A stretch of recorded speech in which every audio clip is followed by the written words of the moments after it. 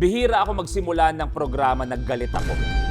Kadalasan, masaya agad, gusto ko kulitan, pero ngayong araw sa Luis Listens, kung pwede nga sakitan agad, mamaya na yung interview, yun ang gagawin ko. Timing lang ang inaantay bago ko ilabas ang kamao ko. Pero bago yan, mag-uusap muna kami. Dahil sa lahat na nag-request na mag-cruise ang landas namin, ngayon ang araw na yun. Ang kasama natin, mananagot siya sa Luis Listens, Boy Iyak. Pambihira ka naman, Boy Iyak. Pambihira. Okay na yung araw ko. Masaya gising ko. Tapos ganito pa gagawin mo sa akin. Pambihira. Si Tony nadamay. Tapos ako nadamay. How? Tingnan mo to. What a mix. Pambihira ka, Boy Iyak ko. Anong pakiramdam? Nagkaharap na tayo. Nung una mo ako nakita, kinabahan ka ba? Dahil in the mood ako, nagpapayat ako para lang turuan ka ng... Pambihira naman to. Di ka makakausap, no?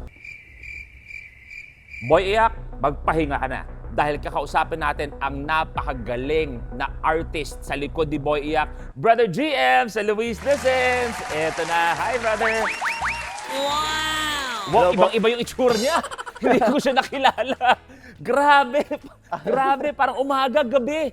Ikaw pa rin ba yan? Ako pa rin po. Ako na po. Grabe, brother. Welcome Hello sa po. Luis Listens. Eto, alam niyo, ang tagal na kasi namin pinag-uusapan ni Brother GM na magkasama tayo. Di ba? May mga, bago pa nga yung mga drawing, may mga kulitan tayo. So eto, alam mo na ang pakiramdam na finally, nag-cruise ang landas natin. Kinabahan din ako, boss eh. Nakakaba rin po, kuya. Nung nakita mo ako, sa dinami-rami ng beses na ako ginuhit mo, tapos nung nakita mo ako, meron ka ba na, ay, putya, ang gwapo talaga. Siyempre naman. Hindi naman talaga totoong mukhang mangga talaga si Kuya Luis. Napakagwapo talaga. Sobrang gwapo, kasing pogi na tatay ko. Bakit mo binalik yung mangga? Maganda na yung usapan natin eh. Unang-una, hindi ko naman kilala yung tatay mo. Hindi ko naman yung tsura ng airpot mo. Eto, simulan natin kasi ako, tagal ko rin inantay ito eh. Paano ba nagsimula yung Boy Iyak? Nagsimula po yun. May grupo po ako dati, RX Unit po. Oo. Ang content po namin is emo. Oo. Yung sumasayaw-sayaw po kami. Ano yan? Nagsimula ba yan? Pandemic? O isang araw, nag-trip-trip lang kayo? Pandemic po. Pandemic, oo. Tapos, nag-iba-iba po kami ng content hanggang sa nauwi po kami sa mga emo. Oo. Eh, pag emo, alam niyo naman po, mga emote-emote. Ganun. Naisip ko po na umiyak sa Okay. video. Tapos nung unang video po namin, napanood ng mga tao, ang puro laman po ng comment section is, Boy Iyak, Boy Iyak, Boy Iyak. Parang sila na po yung nagpangalan, so pinanindigan ko na po. Bakit? Bakit yun ang angulo? Kasi nakita ko rin yung grupo RX, di ba? Nagsuspoof kayo ng mga kanta, sumasayaw kayo. Katunayan, more than 1M ang followers ninyo. So bakit ikaw, kumbaga, napunta sa Iyak? Paano mo nakukuha yung karakter na yun? Yun po kasi, di ba, ano po siya, emo. Oo. May mga emo, mga Emotional talaga. Oo. Ang ginawa ko po, nakaisip po ko ng style na pag natapat na ng camera, iiyak ako. Yun. And kinagat po siya ng tao, so nakakatuwa. Tapos nung naisip po namin na samahan siya ng talent dahil nagdo-drawing naman po ako. Yun nga, oo. Ayun, pinagsama na po namin. Yun po, marami namang natuwa. Okay, simulan muna natin sa RX unit. Papa. Nung nakita mo na, uy, medyo madaming nanonood Ano ang pakiramdam nung yung RX unit muna, nung dumadami ang following ng RX unit?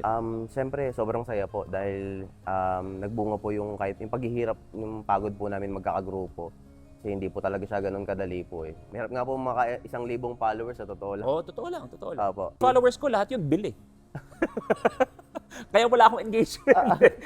Pero yun po, nakakatuwa po dahil na-share mo yung talent na binigay sa'yo ni Lord, na-share mo sa mga tao at marami ka napapasaya. Bago ba yung RX unit, ano bang trip nyo sa buhay? Ikaw? Ako po talaga nagpipaint. Yun talaga? Po. Ano yan? Tattoo artist. Naging course mo rin ba nung college? Hindi O po, hindi trip po. lang talaga? Trip lang po. Okay. So, nandiyan na tayo. Bakit mo naisipan na, sige, lagyan natin ng konting talent yung kay Boy Iyak? Ayun po, kasi po, gusto po namin gumawa ng content kung saan po kami komportable po. Yung pagdodrawing po kasi, yan po dyan po ako komportable po na mag-drawing po. Nung bata po ako, pag binigyan po ako ng tatay ko ng ballpen at saka karton, hindi na po ako naglilikot, nakadapa lang ako sa karton para mag-drawing po. Bukod sa mukha, ano ba nagagawa mo? Ano mga dinadrawing mo? Ano, ay bang tinatawag doon? Mga landscape, Landscape, ba? O mga scenery. portrait type? Ano mga trip mo nun? Ayun po, mga, yun po, tama, landscape, scenery, yun. Tapos pinakang forte ko po talaga is portrait po. Naalala mo ba yung unang-unang celebrity na na-drawing mo? Po. Sino yung unang-unang celebrity na na-drawing mo? Si Miss Ivana Alawi po. Okay, Miss Ivana, yun pa lang ba parang nagsimula yung may bali? O yung Ivana, dinrawing mo kagad na Ivana? O sino nagbigay siya ng idea na gawin mo na yung pag-ending, may bali yung mukha? Actually, ang ginagawa ko po talaga siya dati pa lang, na iba pa po yung, yung page ko, pero hindi pa siya nagkiklik eh. Oo. Dahil wala po siyang karakter. Ngayon po, nung sinubukan po namin na may karakter po, ay nakatuwa po, marami pong natuwa. Si Miss Ivana po, ang ginawa po namin, naging si Empoy po.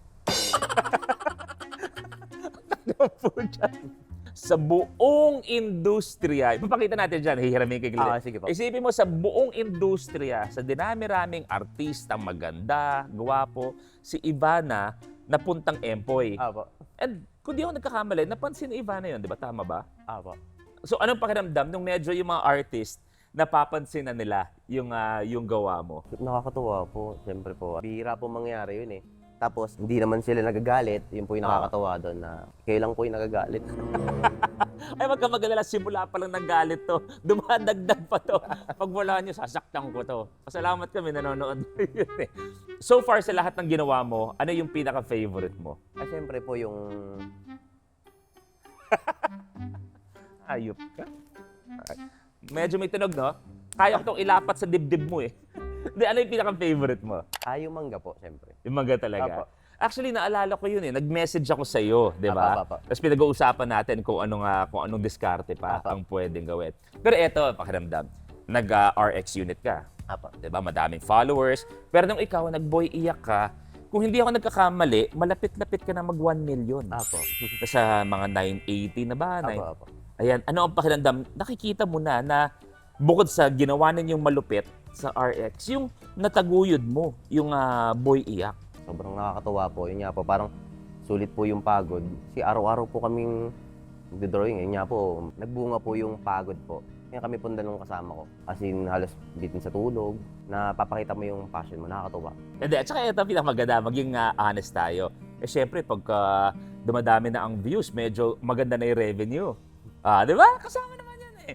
Ngayon na gumaganda na, dumadagdag pa ang pasok bukod sa ginagawa mo. Ano ang pakiramdam na mas lumalaki pa ang income? Saan mo ginagamit lahat ng yan? Sa ngayon po, iniipon-ipon muna po eh.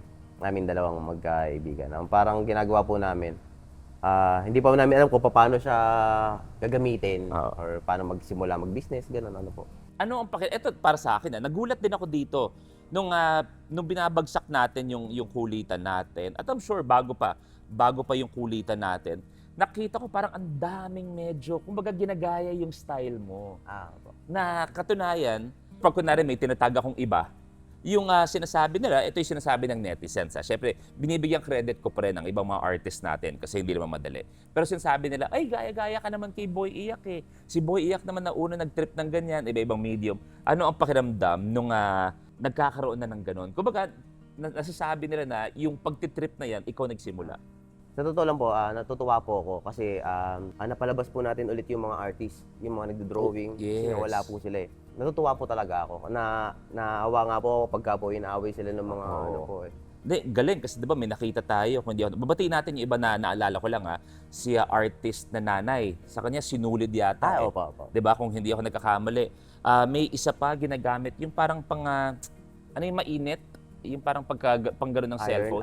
Parang iron type, 'di ba? Opo, Yun, basta sa lahat ng soldering artist, maraming salamat. Gusto ko yung Salamat sinabi po. mo. Maraming salamat po sa inyo. Tuloy-tuloy lang po. Huwag niyo pong awayin yung mga artist. Ayun. Hindi po madali magawa ng art. Nakakatuwa po sila. Hindi, seryoso, mas na-appreciate ko si GM ngayon lang. Kasi alam naman natin na minsan protective tayo Opo. sa ginagawa natin, 'di ba? Na parang hindi, sinimulan ko 'to, maghanap kayo ng sarili niyong trip, Opo. 'di ba? Pero nakikita, 'yan ang tunay na artist, Opo. 'di ba? Kahit may konting angulo na similar, basta naman nakakapag-share at nalalabas nila Opo. yung artistic nila, side nila. Nag-boss toyo ka, nakita ko, kayong grupo. Opo. Dala mo yung isang painting, isang sketch. Ano ba yung nangyari Ang doon? una po namin in-offer is 350. Yun pong buong sketchpad po talaga siya. Oo. Apo. Pero ano tingin mo sa buong sketchpad na yon? Ano yung nagpapamahal doon? Alam mo ha. Ano yung sa lahat ng yon? Suma total, mga ilan yon? 21 pages po. 21. Doon sa 21 na yon, kung papapiliin ka, kung alin doon ang pinakamahal, ano yon? Siyempre po yung manga po. Totoo po. Yun po yung favorite ko rin po yun, talaga. Boss Lucky. Si Lucky din. Apo. Ba't ang haba naman ang baba? Eh, mahaba kasi baba ni Lucky, sinasabi nila.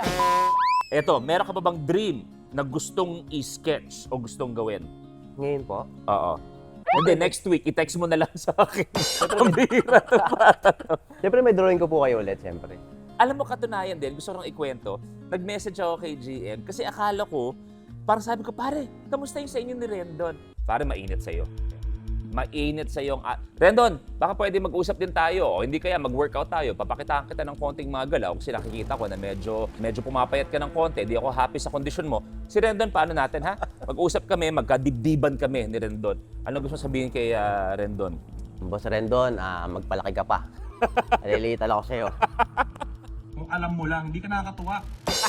Joke lang. Ako seryoso, gusto ko lang kasi na bigyan pa ng mas muka si Boy Iyak. Kaya syempre, na-enjoy natin, pinapasaya tayo, basag na basag ako, kinakwento ko sa kanya kanina.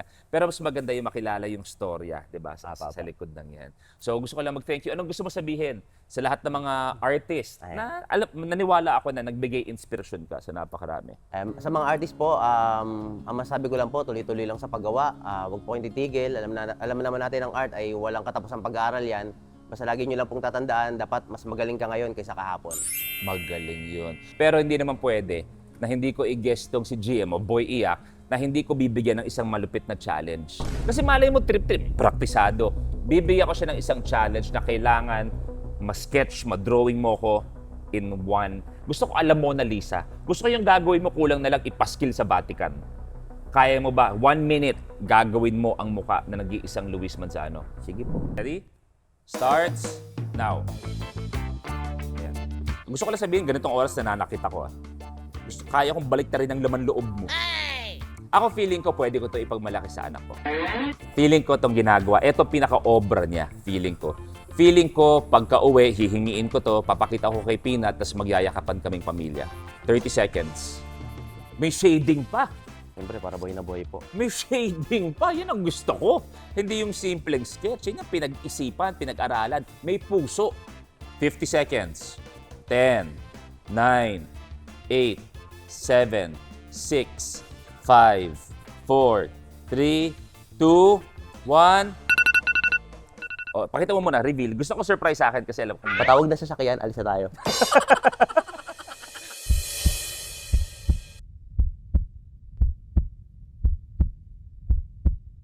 Ayan, pakita mo. Oh, no! Ito para sa akin, feeling ko, pambawi niya to.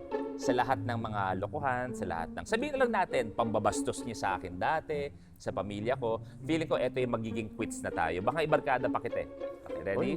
1, 2, 3. No.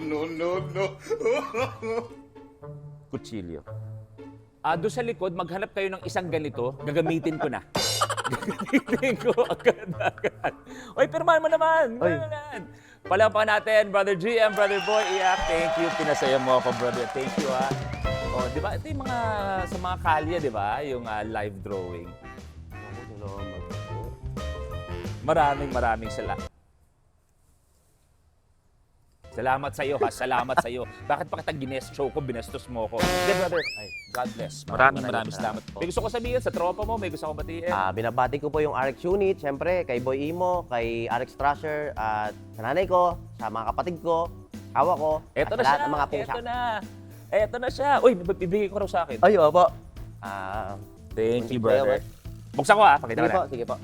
Ano to? Available to? Alam ko, nakita ko pinost mo to, di ba? Available. Saan? Sa amin lang po. Punta ka sa bahay. Eto, wala akong ba yung kakausap eh. Thank you, brother. Eto, pakita ko yan. Lupit. Saan nila mabibili to? Message Alam mo, sa sobrang laki, sana trapal na lang binigay mo sa akin.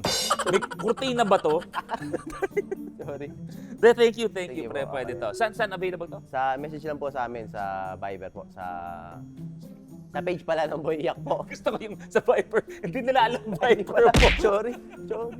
Follow niyo po RX Unit at syempre isa sa mga nagpapasaya sa atin, Brother Boy Iyak, Brother GM. God bless you. God bless din po. Maraming salamat sa Luis Lesson. Sana nag-enjoy kayo. Siguradong nag-enjoy kayo. Thank you very much, Brother Boy Iyak.